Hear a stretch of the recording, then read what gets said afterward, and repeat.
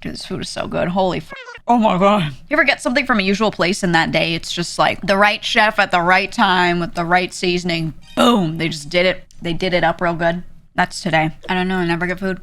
Dude, I'm such a different person from former me. Former me never spent any money on anything. Current me never spends any money on anything except for food. I allowed myself in my adult life to have one thing that I'm allowed to spend money on. Right? As a result, you know, when I was younger, I had not really eaten out at restaurants very often at all. It was so rare. I did for occasions for other people if invited out to said occasion. If on a trip and you had to, etc. And then I would save my own money and occasionally for myself, like once a quarter, I would go get a thing from somewhere. But for the most part, everything I ate was at home. Everything I ate was at home or I made myself. And then I, in my adult life was like, you know what? If I continue to do this, I'm just limiting what I eat. Because especially if you're only cooking for yourself, you have like 1 or 2 roommates, you end up just cooking for yourself no matter what, even with roommates, or just like maybe one of them you cook for at most. And you have to buy a lot more than you're going to cook that day in most cases, right? In almost every way in an American market. So you end up eating the same thing 2-3 days in a row or a couple times a week, you know, and the food variety goes down. And it's really important for health if you're able to just have a bigger variety of unique foods as much as possible, especially vegetables. It's just really important. And I'm like, I'm never going to be able to achieve this if I'm not allowing myself to just do something, either spend more money by going out and eating at different places occasionally in between cooking, or buying stuff and then wasting some of it because I don't cook all of it fast enough or something, you know, like I have to do something here. So I chose, you know what, I'll let myself get food. I'll let myself do that. So in my adult life, it's the one thing I allow.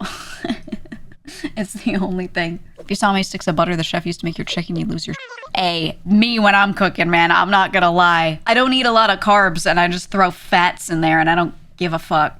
I don't care. I use so much butter. I don't like deep fry stuff though. I try to not fry things. Things I used to eat that were fried here and there, just cut them out. You know, I'm not fully keto, but I do be putting butter on stuff. I do be doing it. Secretly Southern. That's not a Southern thing. That's a everywhere thing. Honestly, it's more European as well. It's just Western overall. Did you find yourself indulging more after the cancer? No, it was something I started doing maybe a little before I became a streamer. I think I was in normal jobs for a while, and then once I felt like I had been in a normal job for enough time, then I was like, okay, I will allow myself to buy things. And by things, I mean just food. The what? There's a YouTube video. Yeah, I have previously had cancer, and I am not at all bothered if you guys ever ask about it, for the record. For the record, I don't know, sometimes with newer chatters, someone will say something relating to it and some people will be like, oh, did you say that? You know, or like it might be a sensitive topic, but no, I don't want to say I like talking about it. Like I'm like, ask me about my cancer every day, but you know what I mean? I like the topic in that, no, it's not like a negative for me to talk about at all. But also I feel like when people like taboo health stuff, then you don't get to hear important information about health stuff that might actually help you, you know? Especially if you were like me and you got one type that was really hard to find, you know?